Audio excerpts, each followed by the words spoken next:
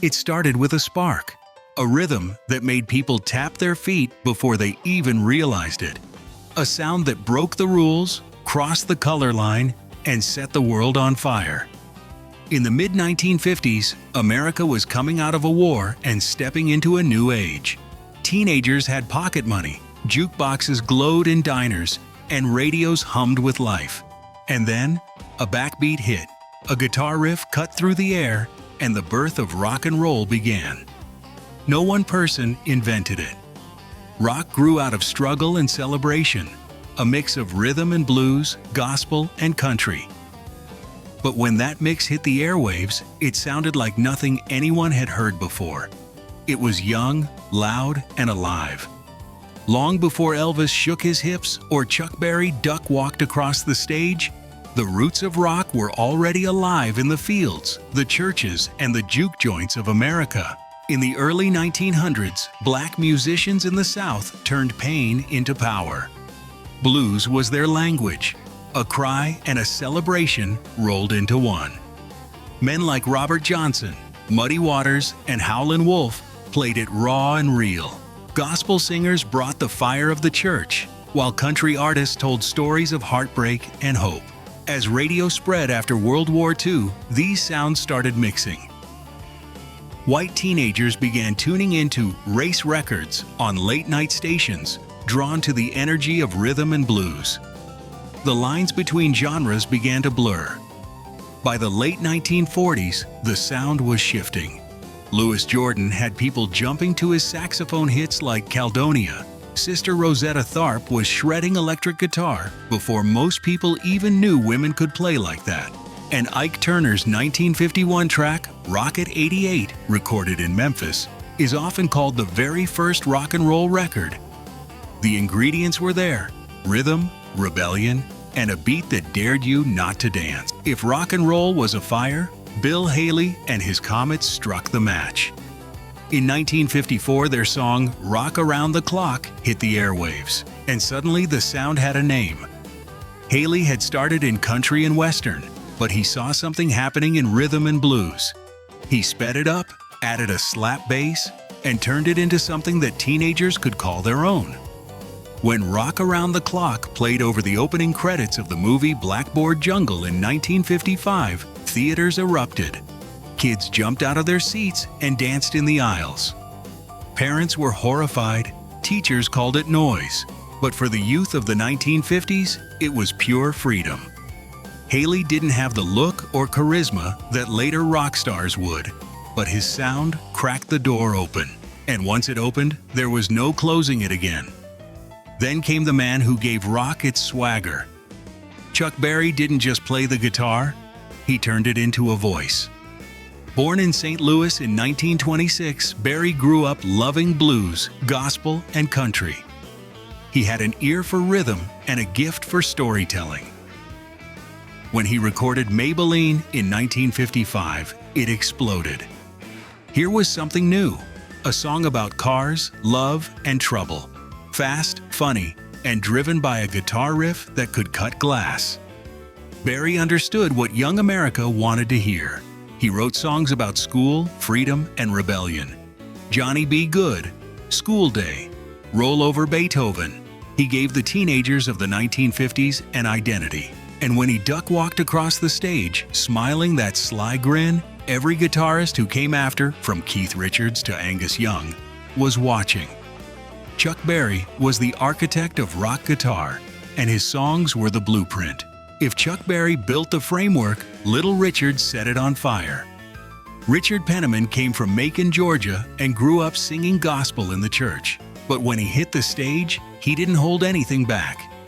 In 1955, he unleashed Tutti Frutti, a hurricane of piano, shouting, and pure joy. It was wild, loud, and unapologetic. Little Richard blurred the lines between sacred and sinful. He wore makeup, high pompadours, and sequined suits. His energy was electric, his screams were sermons, and his songs like Long Tall Sally, Lucille, and Good Golly Miss Molly changed what music could be. He showed the world that rock and roll wasn't just a sound, it was a performance. Artists like Prince, David Bowie, and the Beatles would later say they owed everything to Little Richard. In an age of conformity, he was chaos, and people loved him for it. Then came Elvis. In 1954, a shy truck driver from Tupelo, Mississippi walked into Sun Studio in Memphis. He started singing "That's All Right, Mama," a blues song by Arthur Crudup, and Sam Phillips knew instantly that something had changed. Elvis Presley didn't invent rock and roll, but he brought it to the masses. He was the bridge between black rhythm and blues and white country music. His voice carried both, tender one moment, fierce the next. When he appeared on national TV, shaking his hips and smiling that lopsided grin, America lost its collective mind. Parents were shocked, preachers protested, but teenagers screamed louder than ever. Songs like Heartbreak Hotel, Hound Dog, Jailhouse Rock, and Don't Be Cruel became anthems. Elvis had style, charm, and danger. He wasn't just singing. He was channeling the energy of a generation that didn't want to live by old rules anymore. By the late 1950s, he was the most famous man in the world, and the crown of King of Rock and Roll was his, even if the roots of that kingdom came from deeper down the Mississippi Delta. While Elvis was making headlines and Little Richard was tearing up stages, Fats Domino was quietly selling millions of records. Born in New Orleans, Antoine Fats Domino had a voice as warm as a summer night. His piano style, rolling, rhythmic, and joyful, came straight from the heart of the Crescent City. His first hit, The Fat Man, came out in 1949, and by the mid-1950s, he was a household name. Songs like Ain't That a Shame, Blueberry Hill, and I'm Walkin' brought rock and roll into living rooms across America. Domino wasn't flashy or rebellious, but his music had soul. He blended rhythm and blues with boogie-woogie and gave the new genre its smooth side. When you heard Fats Domino, you didn't just want to dance, you wanted to smile. If rock and roll had a heartbeat, Bo Diddley gave it one. Born Ellis McDaniel, Bo Diddley fused African rhythms with electric guitar to create something hypnotic. His signature Bo Diddley beat, that 5-accent rhythm, bump-a-bump-bump, bump-bump, powered hits like Bo Diddley, I'm a Man, and Who Do You Love? That rhythm was so infectious, it became the backbone of rock for decades. You can hear it in Buddy Holly, the Rolling Stones, George Michael, even U2. Bo Diddley also pioneered the square-shaped guitar and an attitude of experimentation that defined the genre. He didn't just play music, he made sound into movement. By the late 1950s, rock and roll was everywhere, and new stars kept coming. Jerry Lee Lewis, the Killer, took the piano to war. His wild performances of Great Balls of Fire and Whole Lotta Shakin' Goin' On turned concerts into chaos. He pounded the keys, kicked the bench, and shouted like a preacher possessed. But scandal followed him, especially after news broke that he'd married his 13-year-old cousin. His career nearly ended overnight. Then there was Buddy Holly, a young man from Lubbock, Texas, with thick glasses and a voice full of sincerity. Buddy showed that rock could be smart and melodic.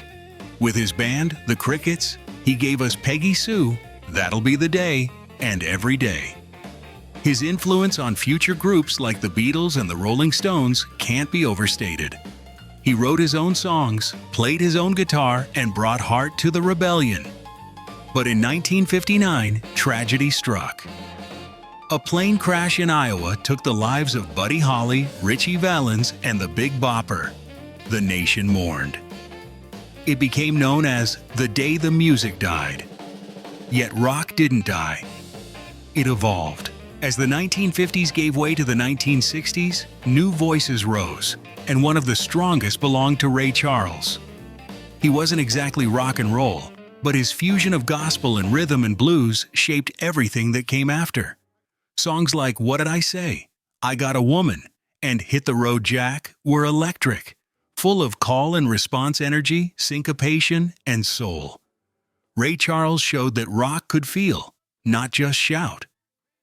He blurred the boundaries between gospel and pop, between black and white audiences, between sacred and secular. That same crossover spirit would define rock and roll's golden age in the decade ahead.